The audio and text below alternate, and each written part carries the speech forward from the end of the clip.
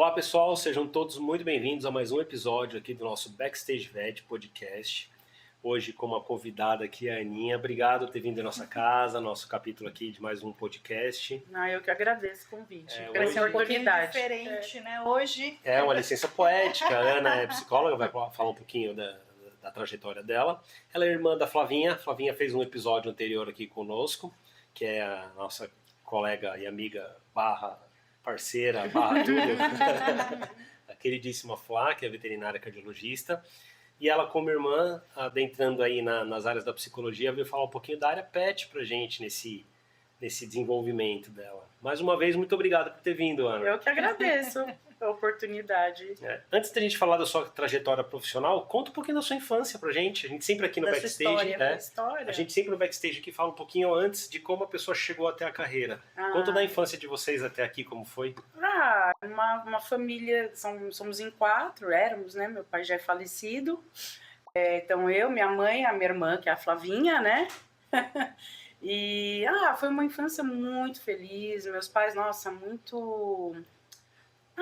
pais mesmo ali, né? Sempre muito preocupados com a gente, com o nosso desenvolvimento. Então, assim, eu tenho muitas lembranças, assim, que são muito boas, referentes à minha infância, né? Então, foi a Flá contou um pouquinho da nossa trajetória e agora a gente consegue ver ela do outro lado do que ela estava contando. Sim, né? Por que você escolheu essa carreira de psicologia? O que te levou para essa área? Olha, antes de vir eu fiquei pensando, né? Tentando relembrar. Eu não sei qual foi o exato momento que eu falei, eu quero ser psicóloga, né? Mas eu lembro que quando eu fui escolher a carreira, do que eu queria fazer, a única coisa que eu pensava era psicologia. Era psicologia. Foi mesmo. Né? Então, né? Eu sempre fui muito... Sempre me dei bem, assim, de conversar com as amigas, né? Elas pediam, assim, conselhos. Então, assim, não sei se tem algo a ver com isso, mas não sei. Nunca imaginei, naquele momento, eu nunca me imaginei fazendo outra coisa. E você gostou da faculdade? Como foi dentro da faculdade? Foi muito diferente do que você tinha pensado? Né? Porque a faculdade é mais a parte teórica, né? E depois a gente vê que conforme a gente vai depois atuando, tudo, né? A gente vai criando o nosso estilo de atendimento. Perfeito. Né? Então, me formei em 98. Tá aí. Já tem um bom trajetória. Nossa, boa trajetória. Um tempinho, E fala, o que te levou nessa carreira a pensar na área pet? Como que foi até você chegar aí na parte de veterinário? Tá. Bom, foi... O verdadeiro motivo, na verdade, não teve a ver com a veterinária, porque eu entrei em contato com o luto, né, com a perda, né, e nem foi nesse primeiro momento com a área de animais, né. Eu passei por 2 perdas gestacionais e ali eu entrei em contato com um luto que é chamado de luto não reconhecido, né, ou seja, não há espaço para se falar sobre uma perda gestacional. Né? Então eu percebi o quanto era difícil, né? Você falar do que você sentia, né? Porque a sociedade não reconhece, né? Ela diminui, né? Muitas vezes aquilo que você está sentindo. Então eu falava, olha, aconteceu isso, eu passei por uma perda gestacional. Mas calma, fica tranquilo. Logo você engravida de novo. Puxa. Então você não tinha nem espaço para falar do que você estava sentindo, né? E aí eu fui percebendo que quando as pessoas perdem um animalzinho de estimação, acontece a mesma coisa. As pessoas normalmente, eu acho que hoje ainda algumas pessoas acolhem melhor, né? Mas a gente ainda ouve muito aquela frase, mas era só um cachorro, era só um gato. Pega outro, né? Logo você pega outro, já tá tudo certo. Né? Então a pessoa, o que acontece? Na hora que ela fala, né? Eu perdi meu animalzinho. E aí alguém vem com uma frase dessa e se cala. Tá nem aí, as pessoas acham que se você consegue substituir aquele espaço que se perdeu com outra, ou com outro animal, ou com outra criança, por exemplo, com outra gestação. E que não é o caso, né? Porque os animais são únicos. Sim. Né? E mesmo cada gestação, cada história é única. Isso não te impede de ter outros filhos? Claro Sim, que não. sim. Mas isso não quer dizer que vai haver uma substituição. Sim. E você precisa vivenciar o luto, eu sempre ouvi. Exatamente. Não importa quanto tempo ele dure ou como você vivencia, você sim. precisa vivenciar. Sim. E você, adentrando nessa situação, o que você acha? O que você encontrou? Quais histórias você encontrou que você pode falar pra gente dentro da veterinária, por exemplo, que ficou marcante, das pessoas saberem lidar ou não com o luto? É que assim, tudo vai depender como a pessoa lida com as perdas. Certo. Né? E tudo que é significativo pra gente, qualquer tipo de perda, vai gerar um processo de luto. Certo. Né? Então, vai depender, como eu falei, vai depender de como a pessoa lida com a situação. Né? Então, tem pessoas que se fecham, então às vezes é mais difícil até você acessar a pessoa, né? Até a pessoa começar a falar. Tem pessoas que de repente, né? A dor tá lá, mas não, tá tudo bem. Eu vou levar a minha vida e vou, né? Mas a dor tá lá dentro, né? Então às vezes eu encontro algumas, no começo às vezes até algumas resistências, né? E isso talvez você esteja falando pelo lado, como a gente está falando da veterinária, né? Isso é nomeado responsável. Mas eu acredito muito que tem o que a gente já conversou em off aqui antes da gravação, que é o lado do veterinário, o luto do veterinário, porque é um pet que você às vezes estava cuidando há anos, estava lá, já criou aquela relação além, né? Cliente-paciente. Então, existe essa parte também, né? Também, não, e a gente vê o quanto o veterinário, ele também recebe essa carga, né? Porque recebe já a carga quando tá cuidando do animalzinho, né? Porque o animalzinho, né, é muito também pela observação, porque eles não, né, não se expressam, então, né, e muitas vezes já olham, vocês já sabem, né, muitas vezes qual é o prognóstico, né? Então, além de lidar com a dor ali né, de estar lidando com o animalzinho, tem a dor do tutor também. Sim. Que acaba caindo em cima de vocês. Então fala pra gente, Ana, o pessoal aqui, para eles entenderem, né, ou pro veterinário, ou pro próprio responsável, o que é o luto? Como que a gente definiria o luto e por que eu preciso de ajuda? Por que eu preciso procurar ajuda? Né? Ou quando eu preciso procurar ajuda? Né?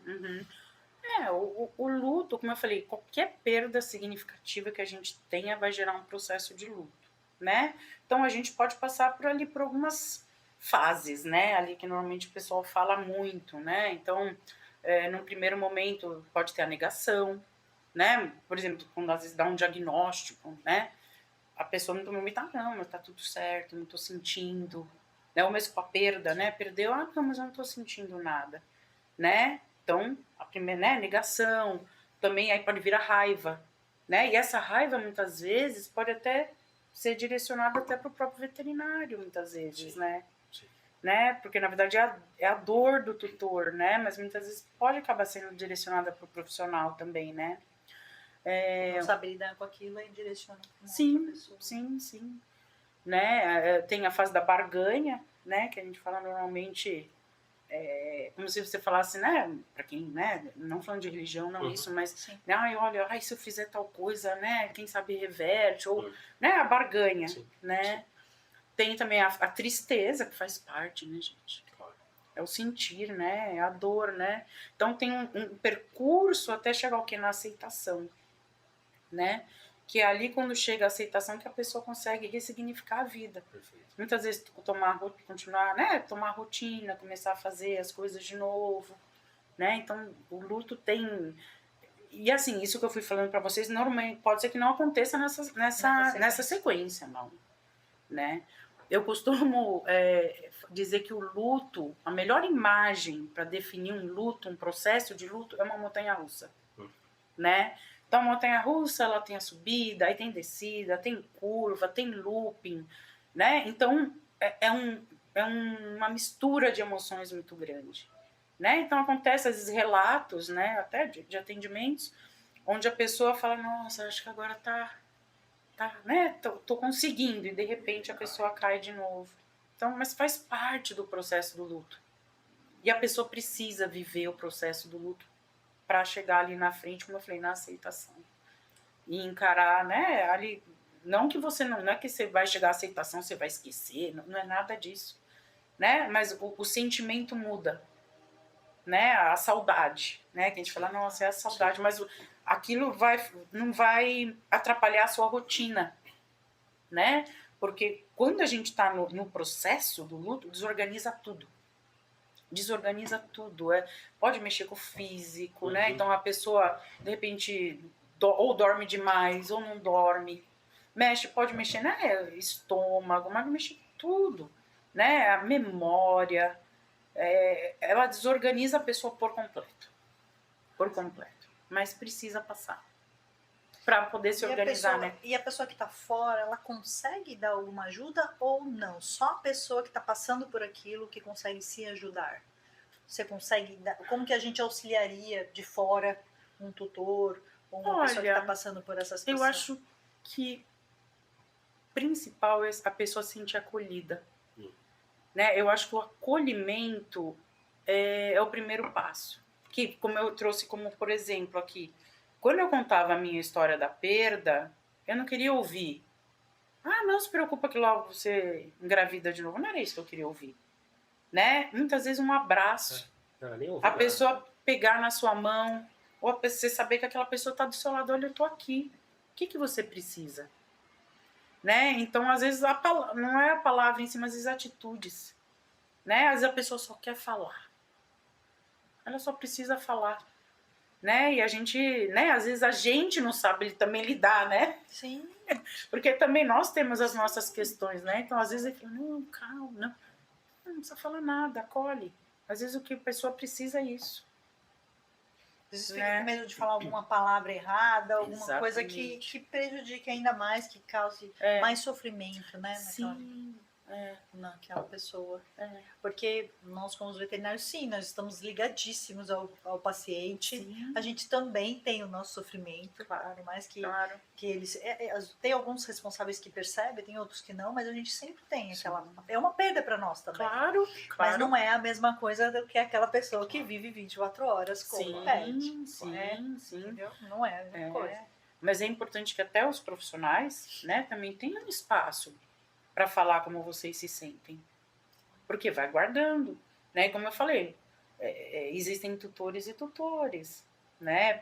E aí vocês vão receber também conforme aquela pessoa lida com a dor, né? Como eu falei, dei o exemplo da raiva, né? Vocês sabem que, nossa, a gente fez tudo o que a gente podia, a gente fez o nosso melhor, mas muitas vezes o tutor naquele momento não vai entender dessa maneira. Então ele vai direcionar tudo aquilo para quem? Para vocês. E a gente que está ali na linha de frente, posso dizer até pela Jordana, porque isso foi ela que passou por isso, pegou um caso de um desespero tremendo, que a pessoa quebrou a clínica, jogou cadeira, se esperneou, jogou no chão, e eu já tive casos de violência contra o veterinário. Então, isso é mais sério do que a gente pensa. Sim, né? Mais sério do que a gente pensa. Sim. Uma outra experiência que eu pensei aqui que a gente passou foi quando nós perdemos os nossos animais, né? Verdade. Isso aí a gente passou por essa situação também de luto e a gente ficou entendeu um pouco mais, se colocou do outro lado, né? Fez a empatia, entendeu um pouco mais do que eles passam. Porque nós não tivemos esse acolhimento. Porque nós não tivemos. Então, teve um dos cachorrinhos que faleceu em casa, né? Um dos deles. Faleceu com a gente. Acho que para nós a forma como foi muito interessante. Foi muito bonito, porque assim, a gente viu que ele estava indo, né? Ele já estava com uma doença crônica e já estava vindo muito mal. E aquele dia ele acordou diferente, ele já estava mostrando pra gente, sabe, que ia. E a gente fez uma roda nele, eu e o Flávio, fizemos uma oração. Né? Ensinamos o Derek era bem pequenininho. Sentou ali, fizemos uma oração, agradecemos todas as coisas que a gente fez com ele, ficamos falando ao redor dele, falando como ele alegrou a nossa família, lembrando de coisas legais que teve com ele. E até o momento que ele deu uma respiração e foi embora. Partiu. Foi muito bacana, foi muito significativo para nós. Só que não deixa de ser uma perda. Claro. Aí a gente colocou ele numa caixinha. A gente não tinha organizado naquela época, faz muito tempo. Não tinha organizado local para funeral, essas coisas, não estava esperando. Então a gente levou para uma clínica, uma caixinha. Só que aquilo ali pra gente, aquela caixinha... Era o nosso tesouro. Era o nosso tesouro. A gente foi lá, era muito difícil. E é o que você falou, só a maneira com que a moça pegou, era uma veterinária também na época, pegou a caixa da minha mão.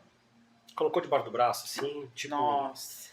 O que é pra fazer? É pra limpar, Bia? É pra despejo da sanitária urbana? Mas Vamos? deu Nossa, eu queria pegar ela pelo choque. pescoço. Imagina. Eu como veterinário, vendo o colega, Pra eu queria pegar ela ela era pelo só um pescoço. corpinho, mas Sim. pra nós era o nosso cachorrinho. cachorrinho. É. Né? Então, assim, aquilo é isso, né? É a insensibilidade de saber o que fala, como fala, o jeito de lidar. Né? Só às vezes uma palavra, olha, pegar, da maneira respeito, que pega, né? o respeito. É o respeito, é o respeito com a dor do outro. Com a dor do outro. Né? Com a dor do outro. E você até falou, né, da perda, né? Aí eu lembrei da minha cachorrinha, a Paçoca, né? E a gente tá passando um período com ela de luto antecipatório, né? Que, ou seja, a gente de algum momento já tá percebendo que uma hora a perda vai acontecer, né? Ela tem um tumor de fígado que não deu para operar, não deu para tirar, e a quimioterapia também não deu certo, né? Então é aquela coisa, é o dia a dia com ela, né? O dia a dia com a Paçoca. E ela fora, o tumor tem um probleminha de coluna que prejudica muito a qualidade de vida dela, né? A gente, claro, tá fazendo tudo que é possível, né? Mas a gente já tá vivendo esse processo. Quem sabe que, né? Não sabemos quando, mas a gente sabe que uma hora vai acontecer, né? Então, a gente já chama luto antecipatório. Sim. Né? Então, a gente, às vezes, até, né, nas pessoas também, quando recebem diagnósticos, né, de doenças, tudo, né? Então, a gente já começa a vivenciar em alguns momentos, né, que a gente sabe o prognóstico, né? Então, a gente já vai vivenciando já também. sabe que aquilo ali, né, Sim. tá indo... Não é fácil, né? Não. Eu acho que nenhum deles é fácil, né? É humano. É humano. Sim. É humano, né? É o que é humano. É o que é. E como eu saber quando a pessoa precisa procurar ajuda? Quando eu sei assim, porque seria um processo fisiológico, que com certeza é normal, todos nós passaríamos por ele, mas quando eu sei que, tipo, não tá passando, ou eu preciso de uma ajuda, quando saber sobre isso? Em quais situações? Olha, é difícil até a gente tentar saber, porque às vezes tem pessoas que nem a gente não percebe às vezes, que às vezes a pessoa se cala também, né? Tem pessoas que se calam. O ideal seria que a gente já tivesse esse olhar, né? De ver, né? Que a pessoa passou pela perda, né? E vocês vão de repente observando, né? Olha, eu acho que de repente não está acontecendo o luto da maneira ali que é o esperado. Que são os familiares que vão ter que ver. São os familiares que vão ter que ver. Quando o veterinário tem o luto, ele tem aquele corte abrupto do relacionamento, né? Porque já não tem mais o pet, se o tutor não tiver outros animais, teoricamente ele não volta tão cedo. Sim. Então são os familiares, vêm. Pessoas da casa, né? Vão observando, né? E é sempre bom, né? Eu sou... Né, como eu trabalho com isso, né? Eu falo que todo mundo deveria, né? Procurar, não é às vezes uma ajuda, mas um espaço de escuta. Né? Um espaço de escuta, né? Porque às vezes as pessoas acham que a gente só vai procurar o psicólogo no momento de extremo, né? E muitas vezes não, né? É do dia a dia, né? Então isso muitas vezes você tem ali, porque o espaço, né? Ali durante a terapia é um espaço de escuta. É sem julgamento, é acolhimento. Certo. Né? Então... Você chega a correlacionar o luto com algum tipo de depressão também? Existe essa correlação? Existe se o luto se tornar um luto complicado. Né? Porque a tristeza durante o processo do luto é normal. Né? E é esperado.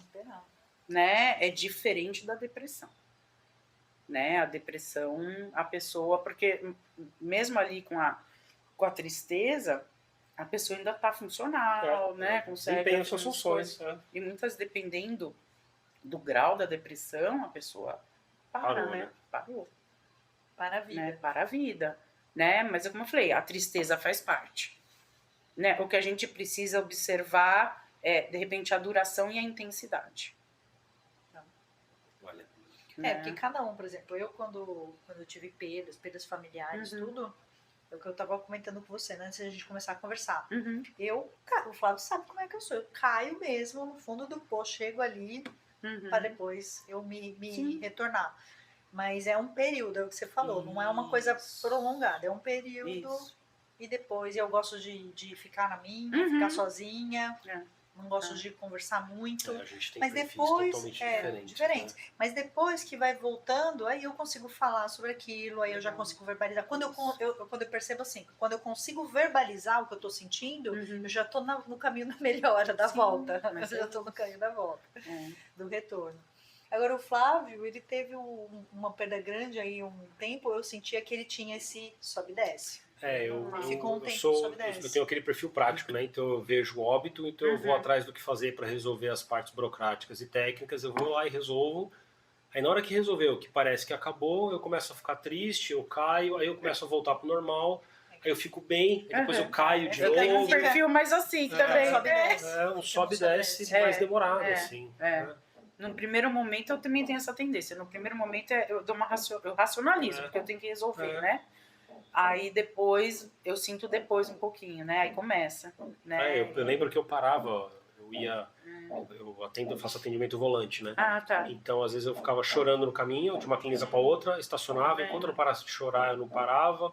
Às vezes atrasava uns 10, 15 minutos outro exame, porque eu me recompunha e entrava.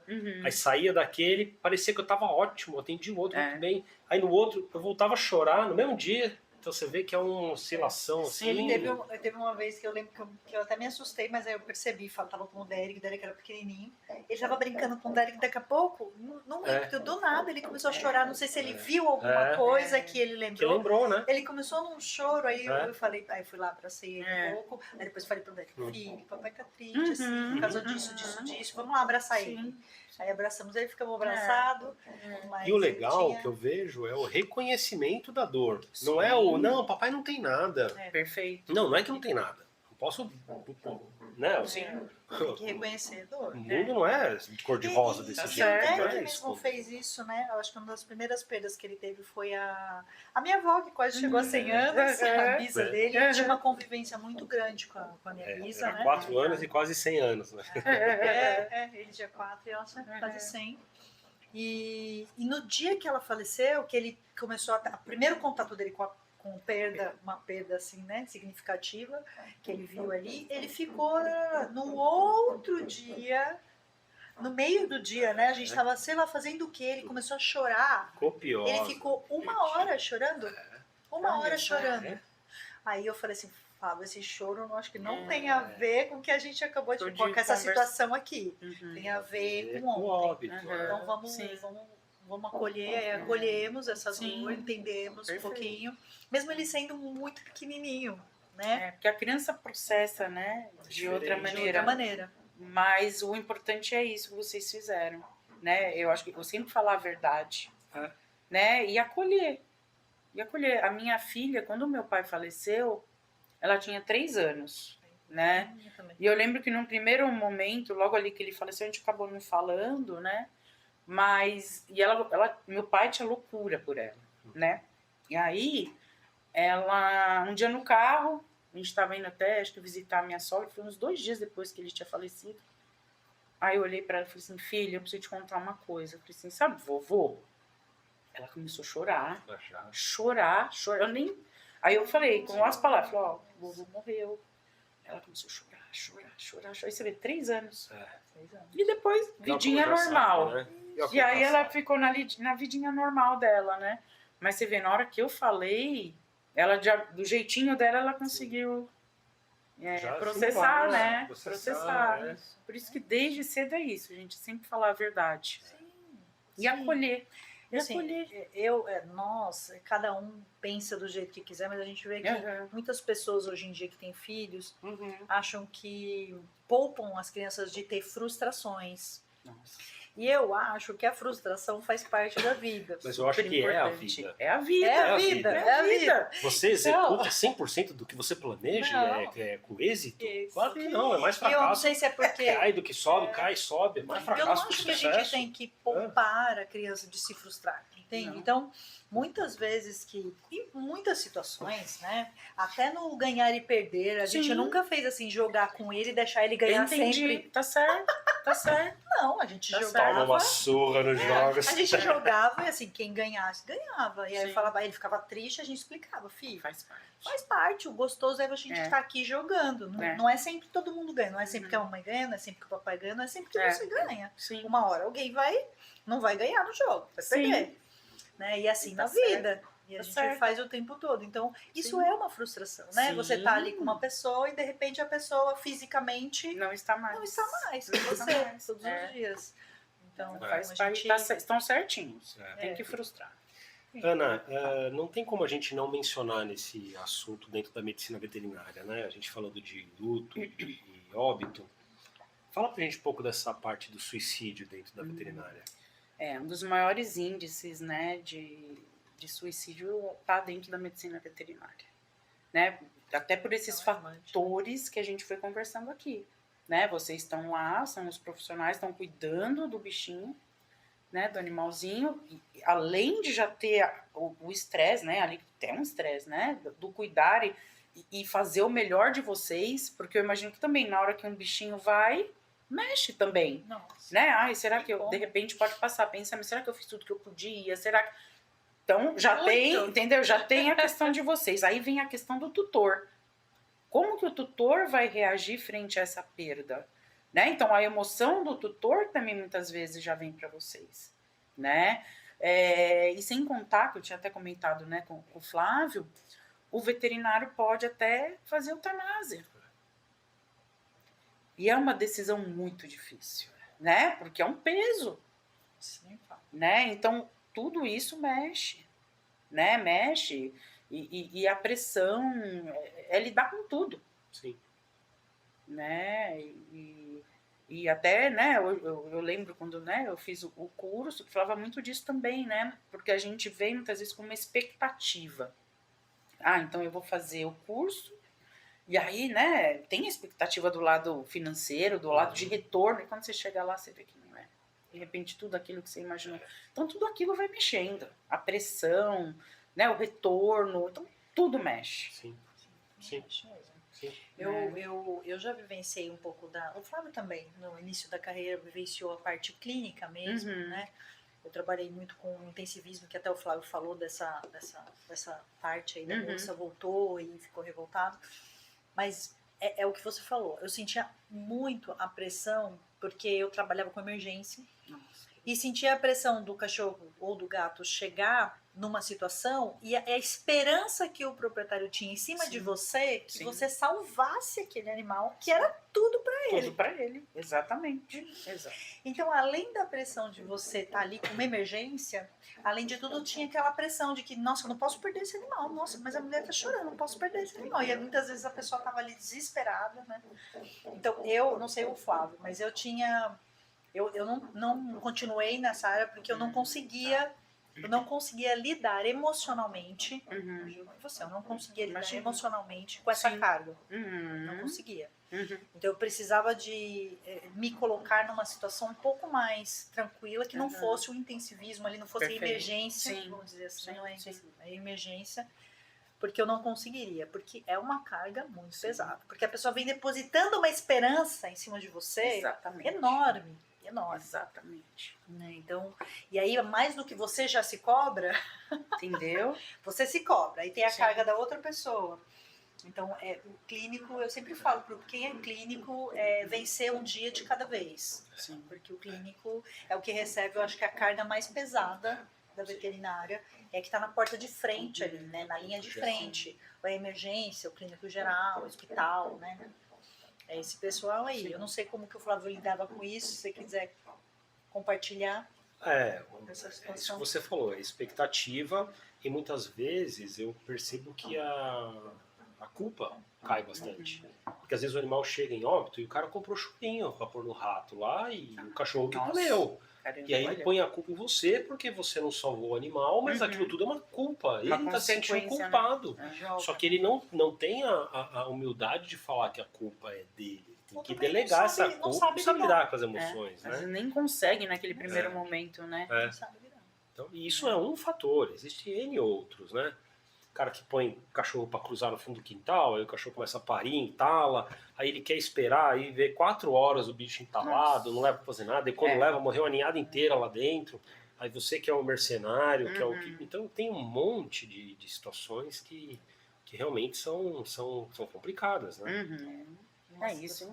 Impacta, né? O emocional, né? E a gente vê o número de suicídio que a gente tem na área por conta de que também o veterinário, como boa parte, está incluso dentro da humanidade, dentro dos seres humanos, que ele também não sabe lidar com os próprios sentimentos. Ele não sabe lidar com isso. O que eu percebo vezes, né? é porque as pessoas hoje em dia, elas é isso, ele não percebe quando que ela está entrando num nível já assim transbordando. Sim. E às vezes não percebe mesmo. Não percebe. É porque o gatilho é cada um. Tem um que aguenta um monte até chegar em via de fato. Tem um que no primeiro nível já... Sim. Eu tive um amigo que não terminou a faculdade e já se suicidou. Olha só. Na faculdade. Tem um amigo de turma nosso, ele não terminou, ele estava no 4º ano e suicidou. Porque já via no estágio, já começava a ver. Bom, a gente especula que seja isso. Ele vai ter os problemas familiares dele também. Mas já começou ali. Porque o que a gente percebe, e a gente bate muito aqui nesse podcast sobre isso, tanto que o nome, né, é Backstage, porque a gente queria ver o que o veterinário faz por trás. As pessoas conhecerem também o por trás do jaleco, mas também a vida do veterinário por trás da veterinária. Paralelo, vamos dizer, não é por trás, mas é paralelo. Ou seja, que o veterinário tem que ter vida. Mas muitos veterinários que a gente entrevistou aqui, que a gente perguntava assim, qual o seu principal hobby? O que você faz para se divertir? O que você faz? A pessoa ficava... Não sei, não tenho, não faço. Eu só trabalho. Porque só trabalha. É tão importante, né? E o WhatsApp, que é uma ferramenta que veio para facilitar, ele virou o advogado do diabo. Porque a Flavinha adora jogar tênis. Ela deve estar jogando tênis. Acabou uma primeira partida. Se ela sentar para tomar uma água e olhar o celular, acabou o lazer dela. E se você não der limite para você viver a sua vida, vamos dizer assim, não é limite para o atendimento, porque a gente sabe que tem atendimento de emergência, a gente sabe disso, mas você tem que ter um limite da vida, porque se você, a gente fala que é o negócio do equilibrar os pratinhos, sabe aquele cara que equilibra todos os pratinhos, fica ali maravilhoso, então a gente fala equilibrar os pratinhos da vida, né? Se você não tiver esse limite de ter, eu sempre puxo o Flávio, quando ele tá trabalhando muito, o Flávio me puxa, agora o Derek puxa nós dois. Porque o filho vem dar esse tapa na nossa cara, né? O filho muda completamente a sua visão de vida. E como? Né? Então, nós tivemos isso. Um puxava o outro, depois o Derek veio puxar nós dois, né? Mas de ter alguma coisa que você consiga descarregar aquela tensão, uma coisa que você gosta de fazer, individual, não precisa ser em casal, a gente, né, cada um tem as suas escolhas, mas a gente se espantou de quantos a gente recebeu aqui, que a gente perguntava isso e a pessoa falava, eu só trabalho, eu só trabalho e estudo. Tem que ter uma válvula de escape. Precisa. Que é naquilo que você falou, naquilo que a pessoa gosta. É super importante, né? Isso, né, em todas as áreas, né? Eu sempre falo isso muito com meus pacientes. É importante que, né, às vezes, como você falou, trabalho, faço isso, né?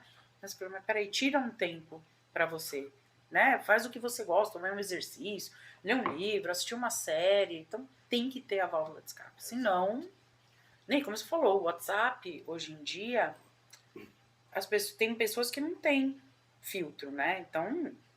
vão descarregando e não tem hora, não é? Não tem hora, manda mensagem, não quer saber, né? Acha que o profissional não tem vida e o profissional tem. Né? Tem que ter. É isso, o WhatsApp adentrou a sua vida de uma maneira assim. Uma extensão do braço, uma extensão do cérebro do braço, né? A gente precisa ter esse. E a gente que precisa ter exatamente. esse. Nós que precisamos ter. Né? Pôr o limite, porque se o outro não tem, quem tem que pôr o limite é a gente. Né? E a gente entender, porque às vezes você vê, né, você fica falando, nossa, olha, essa pessoa continua, e eu já deixei mensagem que eu tô trabalhando de tal hora até tal hora, não é mais para mandar, e a pessoa continua. É o que eu sempre falo para meus pacientes. Nós não vamos mudar o outro. Esquece. Né? A gente acha que a gente vai falar, olha, você não tá entendendo, eu tenho horário, não me manda mensagem. E que ele vai entender, né? Não vai, porque o outro não muda porque a gente quer. Então, a mudança de quem quer é nossa. É a gente que tem que mudar. Então, a pessoa não tem limite, então eu vou pôr o limite. Então, Então, vamos lá, vou botar o celular no modo avião. Não, exemplo, né? Uhum. E não vou, durante esse tempo, eu não vou nem me preocupar, não vou olhar. Mas muitas vezes, Ana, eu vou dizer agora o que eu vejo também. A gente coloca os tutores, os responsáveis, com uma liberdade exacerbada. A gente coloca aqui os veterinários com a falta de postura de também não dizer não e colocar as regras do jogo. Eu acho que falta essa conversa. Olha, seu animal ele tem uma doença séria, é um prognóstico reservado, você vai precisar de amparo.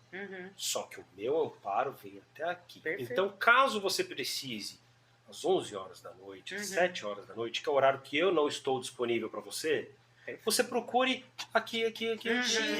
Perfeito. Se acontecer isso, você vai fazer isso. Se acontecer aquilo, você não tem as regras claras do jogo. Fica aquela... O óbvio precisa ser dito. O óbvio não é óbvio. Não existe o óbvio. Precisa ser dito. Então a gente vê que isso, a falta de postura dos veterinários é o que faz com que ele cave a própria cova. Eu sempre disse isso. E a gente percebe que quanto mais passa o tempo, mais, porque por causa da internet, como adentrou a nossa vida, esse negócio da internet, Sim. da IA, e adentra cada vez mais, a gente percebe o colapso na conversa. Na olho, fala, olho, no olho, né? olho. Olho no olho. Olho no olho. É a falha, é o colapso mesmo. Então a pessoa fica na frente do outro, mas ela não sabe se expressar. Exatamente. Ai, meu Deus do céu, tem até os memes, né? Que a pessoa tá na frente do outro e mandando É, mensagem pelo celular. exatamente. Calma, Você sabe o que me ancora? Eu gosto muito de frases prontas, dependendo das frases prontas, né? Mas eu gosto muito de algumas que elas te ancoram, né? Então uma delas é: eu sou sim responsável por aquilo que você entende. Se eu parto desse pressuposto, eu sei que o óbvio não é óbvio. Então muitas vezes quando eu vou conversar com o veterinário, eu olho para ele e eu vejo meu filho de 4 anos. Entendi. Quando ele tinha 4 Tá. anos. Meu filho de 4 Sim. anos ele não sabe de nada. Uhum. Ele não sabe nem que não pode pôr a mão no fogo. Então eu tenho que falar. Então o óbvio não é óbvio. Então eu tenho que falar para ele: olha, você vai fazer isso. Olha, você não vai fazer isso. Olha, se você fizer assim vai dar ruim. Se fizer assado, então você vai fazer Mas isso. Porque o óbvio não existe. Sim. O óbvio não existe. E se as regras forem claras, ninguém depois vai questionar as regras. Eu, pelo menos, penso assim. Sim, mas eu ainda acho que às vezes não, e concordo com o que você está falando. Mas às vezes tem pessoas que não têm limites. Ah, bom. Aí Você pode pôr a regra que for, né? O famoso caga a regra. Que ela vai olhar sempre para a necessidade dela e vai passar por cima da necessidade do outro. Né? Daí que eu falei, nessa hora entra um modo avião. Né? Ok. Sim. Ok. Né? Mas pelo menos você já tinha deixado tudo esclarecido. Ó, tá tudo aqui, né? Sim. E aí... É um assunto difícil, né? É um assunto complexo. Não é difícil, ele é complexo, né? Falar sobre emoções não é uma coisa simples. Não é pra qualquer um. Não é. Infelizmente, os homens têm muito mais dificuldade nisso do que as mulheres, né? E você trabalha com isso há muitos anos, né? Me formei em 98. E sempre trabalhou com atendimento ao público? Não, trabalhava antes. Durante um tempo eu trabalhei. Aí teve um período que eu fui para uma área totalmente diferente. Fui dar aula de inglês. Olha aí. E depois, que eu morei um tempo também fora de São Paulo, né? Sim. E aí quando eu voltei para São Paulo, que eu entrei, foi aquele projeto, né? Que eu queria muito ser mãe. Sim. E aí passei por tudo aquilo, né? Que eu relatei para vocês. Que foi onde eu despertei de novo. Eu falei, opa, tem um espaço, né? Que é preciso que a gente olhe. Que é cuidar daqueles que não têm voz. De acolher aquela dor, né, daqueles que não têm espaço para falar sobre ela. Perfeito. Né? Então, e isso eu levo muito para minha vida também, né? Porque no dia a dia a gente vai conversar às vezes com um amigo, com alguém, a gente sempre tem um conselho, né? E muitas vezes é aquilo que eu te falei, a gente o outro só precisa falar, né? E ser acolhido. A gente não precisa falar nada. Eu ia perguntar para você, assim, perguntei quanto tempo faz que você está nessa área, porque a gente percebe uma diferença muito grande nessa evolução de falar sobre os sentimentos. Hoje tem uma abertura muito maior para se falar sobre isso. Muito maior. Antigamente não se falava, nem falava sobre... Olha o choro.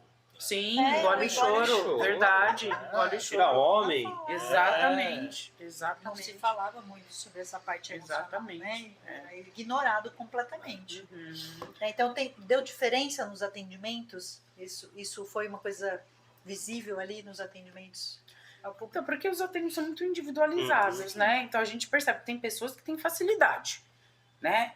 E tem pessoas que mesmo ainda na terapia têm dificuldade de acessar emoções, né? E aí a gente com um jeitinho vai, né? Vai trabalhando, né? E é aquilo que é muito importante a gente respeitar o tempo do outro, né? Porque de repente o meu tempo não é o mesmo do outro. Sim. Até de acessar e começar a falar das emoções, né? Mas sim, hoje em dia sem sombra de dúvidas, né? A pessoa já vem aberta para aquele, né? Já vem Porque antigamente também tinha muito preconceito, né? Quem que vai procurar um psicólogo É ou um psiquiatra? Quem vai procurar é louco.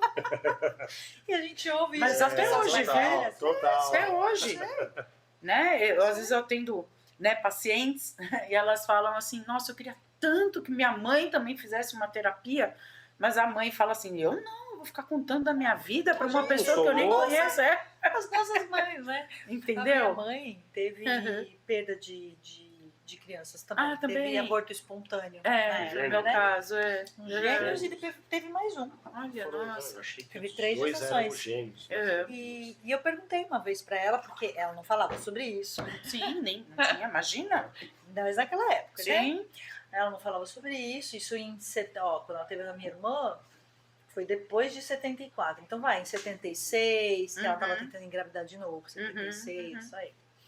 E aí, eu perguntei para ela assim, mas você pegou o corpinho, né? E teve como enterrar, fazer um velório, tudo. Ela falou, imagina, se você falasse isso para eles, riam de você, porque não existia isso. Como assim?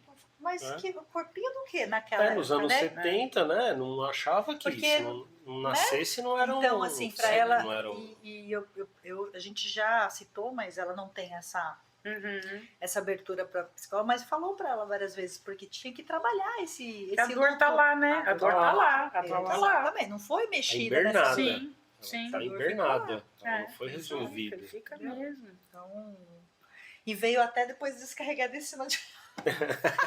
Porque eu que vim depois. Veio depois, então. Sim. Você entende? A gestação que veio depois. Sim. Eu falo muito isso pra ela. Eu falava, mãe, preciso trabalhar. Você deu porque nome, você acaba... eu falei isso. Falei assim, você deu nome? Nossa, ela ficou assim, como assim? Falei, tinha que ter dado nome. Não tinha que então, ter hoje isso, em dia, nomeado. Hoje em dia, como eu falei, eu também fiz um curso na área de psicologia perinatal, que envolve toda essa área, né, da gestação e maternidade, né? E aí, hoje em dia, o olhar, apesar de não, né, ainda precisa melhorar muita coisa, mas já melhorou. Sim. Né? Então tem esse olhar, né, do corpinho, que eles em alguns lugares estimulam, né? Olha, o nenenzinho, né, quando é uma gestação avançada, né? Você quer olhar, você quer segurar, você, né, quer guardar algum objeto, um nome. Então, é um jeito até de trabalhar o luto. E você materializa aqui. Você materializa. Então, eu acho não tô falando besteira. Não. Eu falei assim, é uma maneira de você falar Deus pra eles. Se tivesse dado nome. Porque eu lembro que o Gêmeos foi uma gestação avançada. Eu acho que até uma amputação deveria ser feito isso. O cara precisou perder uma perna. Poxa, pega a perna e enterra a perna. Não, é uma perna. E parece que é isso que acontece. Eu tava vendo outro dia, não lembro onde que eu li, que quando acontece uma amputação, ocorre... perfeito, porque você está se desfazendo de uma parte do seu corpo. Uma parte do seu corpo que tá indo. Mas, né, voltando um pouco, você falou da perda, né, que muitas vezes nem mostravam, nem, né? Nada. E eu lembro quando as minhas perdas, as duas que eu tive, foram bem no comecinho da gestação, né? Então, eu lembro que eu fui para uma maternidade para fazer curetagem, né? O meu médico achou melhor, né? Porque foi um aborto espontâneo, mas um aborto retido, né? Então ele achou melhor fazer a curetagem, né? E eu fui como eu tinha te relatado. Eu cheguei, onde que eu fiquei? Tinha uma salinha especial para mim, para alguém me acolher? Não, eu fiquei junto com as grávidas. Então eu estava na sala de espera, no pronto-socorro, né? E do lado, mulheres em trabalho de parto. Então você vê, a gente não tem espaço. Né? Uma pessoa eu não sei se hoje feliz, mudou, ansiosa, né? e uma totalmente abalada. Né? Puxa. Então, coisas que precisam ir melhorando, né? Sim, e é a sensibilidade, a empatia, se colocar no lugar do outro, volta a falar. Teve uma cliente uma vez, eu lembrei disso quando você falou isso, eu lembrei dessa responsável. Ela falou que um cachorrinho dela, é a mesma coisa, estava com uma situação muito grave, falaram que podia fazer uma cirurgia, que melhoraria, mas falaram para ela que tinha um grande risco. Então ela escolheria, ou ficaria com o cachorro daquele jeito, ou ela operaria. Ela falou, não, tudo bem, eu conheço o risco, eu vou fazer a cirurgia. E ela foi fazer a cirurgia e o cachorro acabou falecendo. Mas o cachorro já era velho, né? Já era idoso e, infelizmente, acabou perdendo na cirurgia. Ela falou que ela achou de uma nossa, uma empatia tão grande. Por quê? Porque o local, ele reservou um espaço só para eles. Colocou numa sala totalmente separada. E colocou de uma maneira assim, colocou num cobertorzinho, o corpo e tá limpo. Cuidado, olha pra só. Ela ver. Nossa, exatamente, perfeito, sem o sangue, já costuradinho, né? Tiveram toda essa coisa de colocar ali uma cobertinha, um curativo, acho que fizeram um curativo naquele corpinho para ela poder, e falaram, olha, você pode ficar aí o quanto tempo você quiser, até me arrepia. Você vê empatia, ela falou que isso fez completamente a diferença para ela. E que ela ficou um tempo lá, mas ela achou muito legal que ela não tinha visto isso em nenhum outro lugar que ela já tinha passado. E olha, uma coisa tão, que a gente fala, uma coisa tão simples. Tão simples, né, tão gente? básica. Que faz você falar uma assim, diferença enorme. Exato. Tipo, nós temos que continuar a nossa rotina médica, mas você é o seu animal. Você fica aqui e pode ficar quanto tempo você precisar. Então, eu achei muito legal. Assim, não, esse olhar diferenciado é muito importante. E até a comunicação, né? Como você vai fazer essa comunicação? O respeito que você tem pelo corpo, que a gente sabe que é só um corpo. Sim. Mas, assim, é uma simbologia tão grande para o que significa para aquela pessoa. Sim. Exato. Então, eu achei legal, assim, dessa... Nossa, se a gente fizesse um pouquinho, só um pouquinho disso, todas as vezes, né? Esse respeito, tirar ela da circulação, porque podia ter deixado o quê? O cachorro no meio de todo mundo ali, no meio da rotina, um entra, outro sai, outro e é uma coisa, puxa vida, eu tô aqui sofrendo com a minha perda e as pessoas passando. Eles estão vendo, né? Eles estão vendo a minha dor. Isso. Né? Olha o significado disso, né? Olha, eu tô passando pela dor e as pessoas estão vendo que eu tô sofrendo e estão me acolhendo. Né? Nossa, é fantástico. Fantástico. Isso é uma coisa. Por que a gente está falando sobre? Porque são coisas pequenas, gente, que você pode fazer e que levam uma diferença tão grande para o outro, o respeito, a empatia. Né? Uma coisa muito, muito e delicada. Vezes, né? Nem precisa ter a salinha preparada, né? Só de você tirar a pessoa do lugar, né? Às vezes está lá numa sala de espera, leva num cantinho, né? Você tirou ali do contexto. Então a pessoa tá vendo que tem um cuidado com tudo isso, né? Então isso é importante. Isso é importante. Pequenos gestos, né? Pequenos gestos. Empatia. Sim. Empatia. Isso mesmo. É o que a gente sempre preza aqui, sempre coloca, né? É a falta de empatia, de se colocar no lugar. Sim. É engraçado a gente, hoje em dia, ter que ensinar um ser humano a tratar outro ser humano, né? Tá tudo mecânico, né? Não devia ser necessário isso, né? As pessoas deviam... eu falo que às vezes algumas pessoas estão muito egocentradas, né? Então só olham para elas e o que acontece em volta, né? Mas se a gente olhar um pouquinho pro lado, né? Também não custa, né? Exato. Escutar um pouquinho o outro. Eu trabalho muito com atendimento em domicílio, né? Porque eu faço medicina integrativa. Então eu fico ali na frente, quando eu estou tratando, fazendo acupuntura, eu fico ali 40 minutos na frente do tutor, dependendo da situação, às vezes 1 hora. E é isso, a gente tem esse olhar às vezes da pessoa que precisa um pouco mais, e às vezes eu atraso um pouquinho no outro para ficar um pouquinho mais com aquela pessoa que está precisando de conversa, que está precisando ser ouvida, que está precisando de um acolhimento maior, porque o cachorro não está bem, ou o cachorro já está velhinho. E é legal isso, né? De você também tá lá no atendimento e você perceber, né? Porque o próprio tutor você vai vendo, né? Às vezes, de repente, é aquele que vai começar a falar. Então, olha, ele tá precisando falar. Né? E às vezes a gente não precisa nem falar, igual sessão de terapia. Às vezes tem sessão que eu nem falo nada, porque às vezes o que a pessoa precisa é falar. E eu falo, gente, o falar cura, né? E quando a gente fala, a gente também se escuta. É verdade. E de repente ali a gente percebe coisas que não percebe no dia a dia, né? Incrível, né? Isso é muito bacana. Legal, vamos dar uma frasezinha para Vamos. ela tirar? Oh, A gente tem feito É. um sorteio de umas frasezinhas gostosas e depois você tira uma Comenta. frasezinha e comenta o que você achou, o que você sente quando você lê a frase. Normalmente vem a calhar, mas a gente não pode prometer. Sim. Nossa. Você não deve se sentir um fracassado ou fracassada, né? Por precisar parar e descansar. Olha, teve muito a ver com a nossa conversa aqui, né? Sim. Que aquilo que a gente falou, né? Que a gente precisa parar. E a gente precisa descansar. E essa frase, né, do sentir um fracassado, né? Porque muitas vezes pessoas, né? Eu vejo isso nos meus atendimentos. As pessoas acham que elas têm que ser produtivas 100% do tempo, né? E é o que eu falo para elas, né? Calma, tira, nem que seja uma horinha, tira um tempo. Isso não significa que a gente tá fracassando. E às vezes eu uso muito essa palavra. Né? A gente se sente culpado de não estar fazendo nada. Não fazer nada é importante. Que loucura. Tem horas que a gente tem que desligar. Eu percebo que a nossa geração, vou falar nossa porque a gente tem as mesmas criações, assim, no mesmo momento da infância, né? A gente tinha o ócio produtivo. Sim. Meu pai falava, vai ficar aí sem fazer nada até você vai achar o que você tem para fazer. Sim. Hoje a molecada não tem ócio. O ócio delas, elas entram no YouTube. Sim. E aí não tem ócio. Não tem. Não tem ócio. Não tem. E aí isso leva ao que? Aumento de ansiedade. Exato. Né? Porque você acha que você tem que estar o tempo inteiro com o cérebro funcionando. Exato. E o cérebro precisa descansar. E o cérebro precisa descansar. Com certeza. Né? Bacana.